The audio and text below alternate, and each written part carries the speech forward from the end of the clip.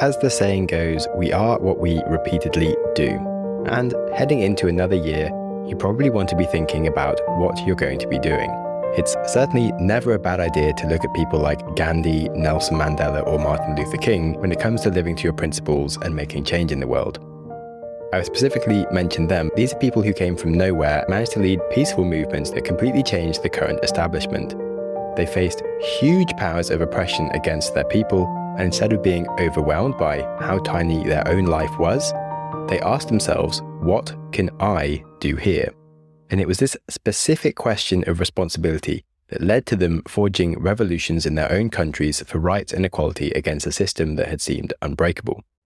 And it's this specific question that demonstrates a quintessential Stoic principle, focusing on what is within one's own power to change. The decision to act on what you can do, regardless of your age, background, or power, is the only thing that will build your capability to do it. This shows that a single question to ourselves can not only shape our decisions, but can also have a profound impact on the world. And performance coach Julie Gerner said that the questions you ask yourself will largely determine the answers that you get. If you ask yourself, why am I not successful? You'll get answers that berate you. If you ask yourself instead, how can I succeed here? You'll get answers that push you forward in a motivating way. In this episode, we will explore how Stoic questions can help us confront our own challenges, big or small, and lead us to live more purposeful and impactful lives. Hello and welcome to the Growth Mindset Podcast, diving into the psychology of self-improvement with me, Sam Webster Harris. I have diligently compiled the 10 most powerful questions to serve as tools for self-examination whilst encouraging a life of virtue, wisdom, and fulfillment. Do stay tuned as we will learn how to master our own destiny using the most powerful questions ever that have stood the test of time.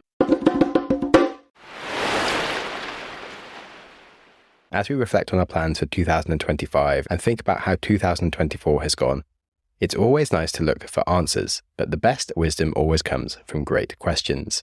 So I thought now would be a great time to revisit this episode I originally aired a whole year ago from the season that we had on Stoicism, as it really unpacked the best of the Stoics and how it relates to growth mindset. So let's crack into it. Question number 1. Am I practicing what I preach? The definition of cognitive dissonance is where our beliefs, attitudes, or behaviors conflict with each other, leading to mental disturbance. Basically saying that you will have a nagging sense of unhappiness if you aren't genuine. Cato the Younger was known for his uncorruptibility and refusal of any bribe. He preferred to be good rather than to appear good. And we should do something similar. Creating consistency between our beliefs and actions fosters authenticity and builds trust. If you tell your partner that you need them to be honest, yet you regularly withhold information or avoid discussing topics, you'll erode trust. A useful further question you might want to ask yourself would be to ask, what actions do you have that you'd be ashamed of if others knew of them? A truly good character means hiding nothing. And that means that you won't be talking behind people's backs or lying, and you would be accountable for standards that you expect from others.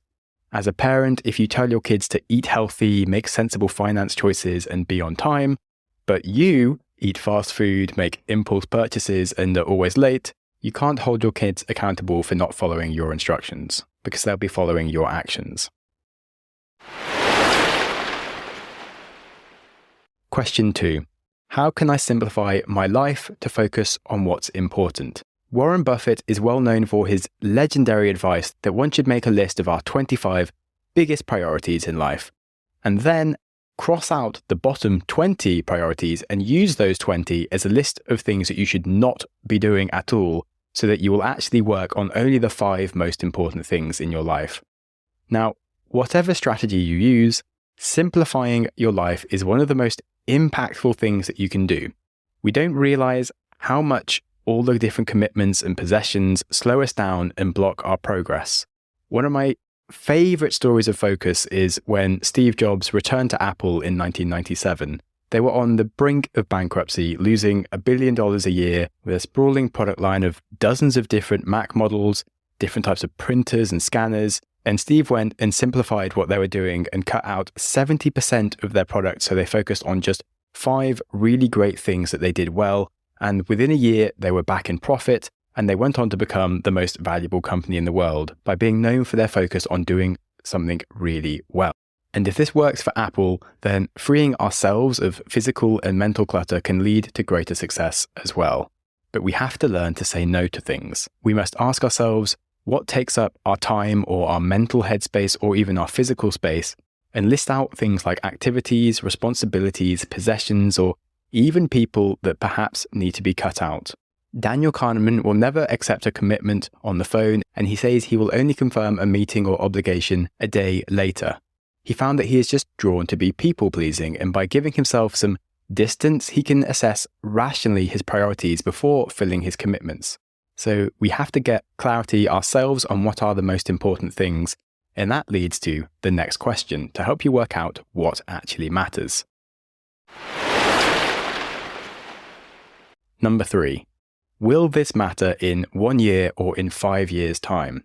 We should examine the long-term significance of our current worries, our decisions, and our actions. There's a nice saying which says, if it's not going to matter in 5 years, don't spend more than 5 minutes being upset about it.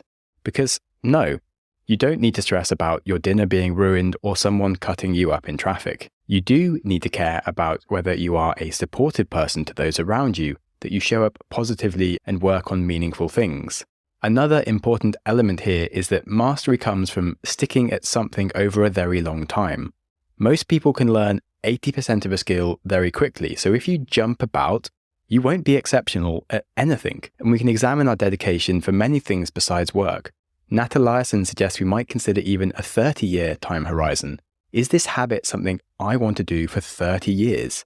Is this person someone I want to see every week for 30 years?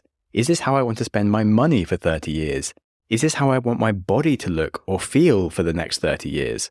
I personally don't want to be consuming social media and news every day for the next 30 years, but I do want to be a better writer and read a lot of great books, which are things that I'd love to get done every day. Definitely very easy to fall into the one-day trap, believing that once you make enough money or have more time or finish the project that you're working on, you'll finally be free of obligations standing between you and your ideal self.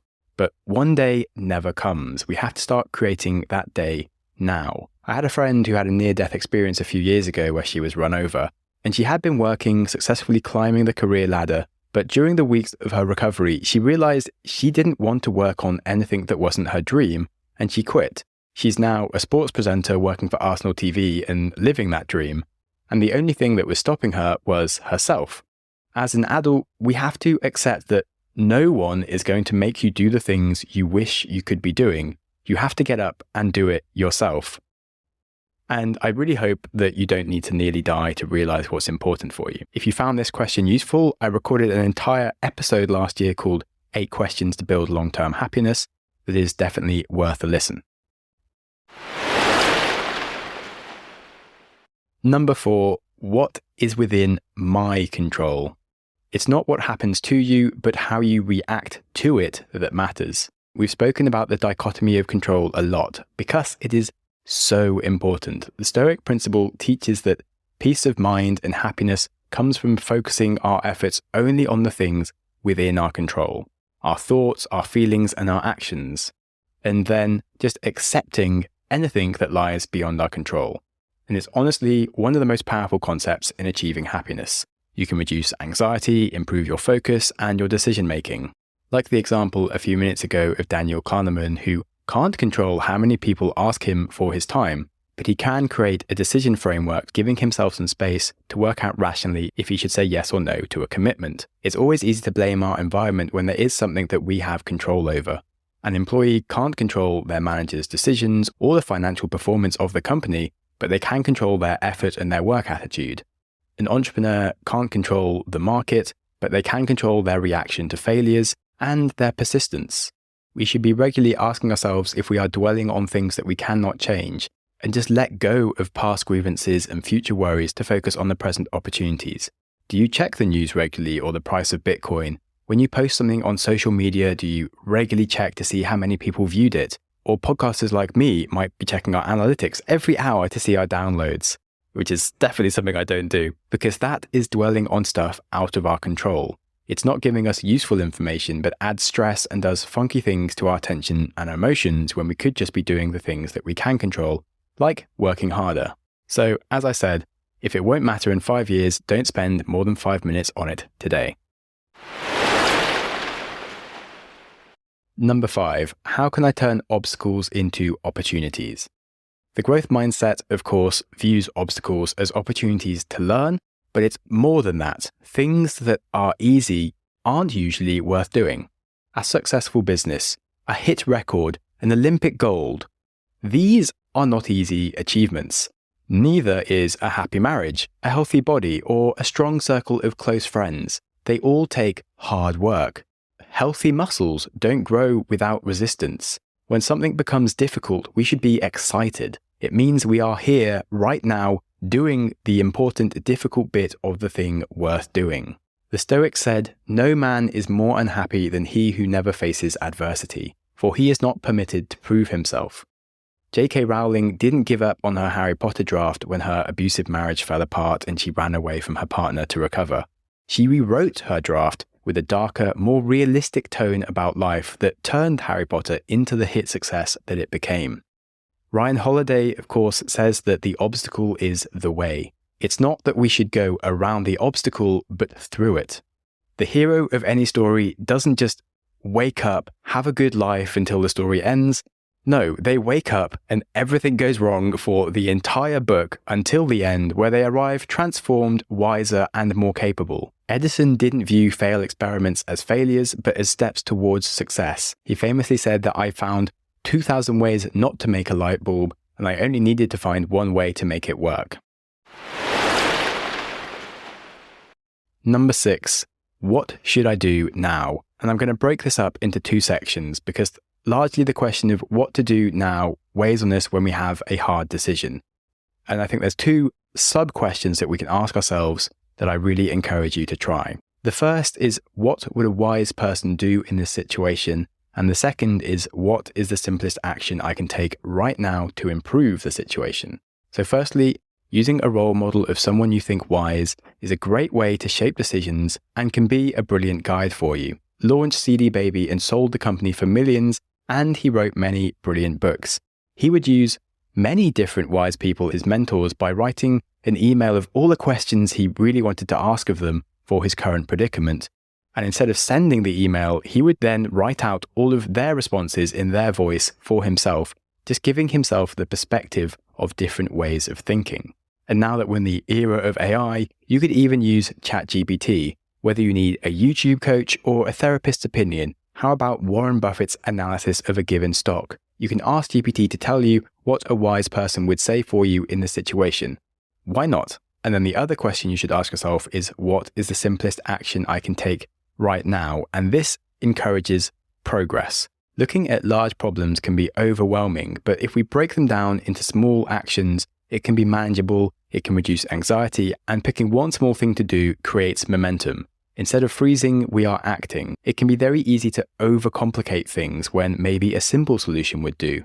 When researchers were developing a polio vaccine, they investigated several crazy novel techniques to create a viable solution. Yet, Jonas took a simpler approach and he tried using just killed strains of the polio virus, and they worked. The relatively simpler method led to the polio vaccine, which eradicated polio across most of the world, which I think is insane. But for yourself, you can look at your own life, and whether you want to get fit or change career or increase your savings, there's no need to put off action until you can do a perfect job of it. Just do something that creates progress and then keep building on that progress. Number 7, what fears are holding me back? We suffer more from imagination than from reality. Unpleasant emotions use our time and energy, and they warp our ability to interpret the world.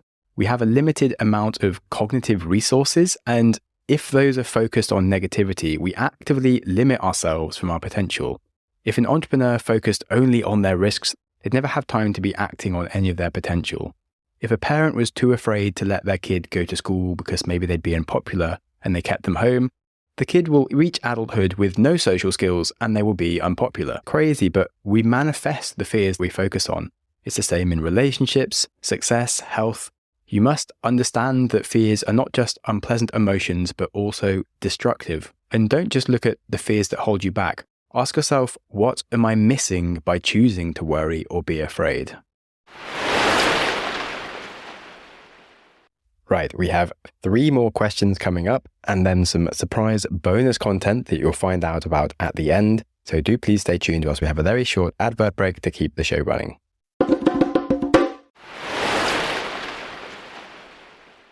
Number 8. How am I contributing to my own dissatisfaction? If you listen to the last episode on the 4 cornerstones of ownership, we analysed the ways that we cause our own disappointment by creating unrealistic expectations on ourselves and the world.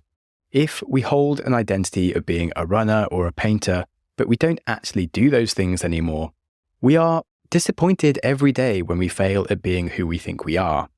If we plan for future success that involves work we don't want to do, we disappoint ourselves.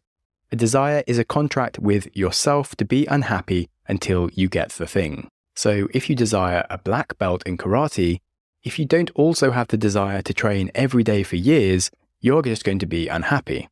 Furthermore, we can look at blame. If we blame the world or our partner or our parents for our problems, we are escaping blame for ourselves. We feel that we escape blame and that's maybe nice, but actually we lose the ability to do anything about the problem. And when you give away control of your life, you're dissatisfied. And then there's also gratitude. If you forget to be grateful for what you have and you keep seeking more objects, more success, more love, then you become dissatisfied with what you have. False identities, toxic desires, and unhelpful beliefs. They don't serve you, and instead ask what you can be grateful for today that you do have. Number 9, to be or to do. This question is all about appearance versus action.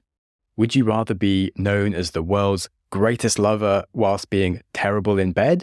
Or would you rather be known as the world's worst lover and yet be an absolute firework? This hypothetical situation actually does have some reality. Often success and fame or recognition are not the same thing. John Boyd used to mentor people who were joining the Pentagon, and he said you can go down 2 paths in life. There's a person who wants to look important, that wants to achieve high rank, that wants to be in the newspapers or on TV, and then there's a person who wants to just quietly get things done. And I think that sadly, this is an element that is really overlooked in society, because of course we see the people who look like a success, and we don't see the people who are actually just doing work and not talking about it. The people I look up to has radically changed in the last 10 years. I personally would hate to be a famous actor with no privacy, or to be Elon Musk who has no work-life balance whatsoever. I really want to make a positive difference and work hard, but with some free time for myself to do things like reading, surfing, seeing friends, and I look up to people with a measured amount of private success who can work on impactful things that they enjoy whilst maybe living near a beach with a happy family. That for me is doing success without appearing to be a success. Number 10, are you doing your job? There's a concept that in every single moment we have a job to do, big or small, and it's your responsibility to know what your job is, whether in an organization, of course, but also in life. You should ask if you are doing your job. It's so easy to focus on everyone else's job rather than our own, maybe blaming our partner for not being good enough instead of working out how we can be better, blaming our colleague for a mistake instead of helping to fix it. The Stoics made a point of always asking what their duties were to others, which further emphasizes the importance of just contributing to the common good rather than finding reasons to complain about other people. The parable of the Good Samaritan, I think, reminds us that our job is not to judge others. It's just to be a kind and good person without holding resentment. And there you have it. Those were the 10 most powerful questions to really reflect on yourself and become more stoic. And of course, I couldn't resist a final bonus question that rounds everything up that we've talked about and sets us up for a good life. And that is, what would it mean to live a good life today? Any journey is made up of individual steps. A big goal needs to be broken down into manageable chunks. To design a good life, you need to design, firstly, a good day. We must know what we enjoy in our day and align that with what we would enjoy to achieve in our life, whilst also taking into account our strengths and interests. And then we can pursue working on something that we're good at and makes money and is useful. As I've just said, my concept of success has changed this decade when I've actually looked at what I enjoy rather than what sounds cool, to appear versus to do. And I've accepted that I'm actually much happier doing things like research, becoming a better writer, spending time outdoors, experiencing my body, and not having endless meetings and stress. And that really influenced my decisions for how I design my day and the bigger projects I take on. And hopefully for you, by reflecting on all the answers for the questions in this list, it'll provide much more clarity for then answering this last final question, as ultimately it is the most important question here for you to answer. And if you want to be reminded of them, you'll find them in the show notes and what your ideal life goals look like. And when you ask yourself if the day that you live today is something you could live for 30 years, I wonder what that answer would be. And I think it helps you understand what you need to change. And of course, don't worry about getting it perfect straight away or be held back by fear. Decide the first small change that you can make right now to push you in the right direction and go do it.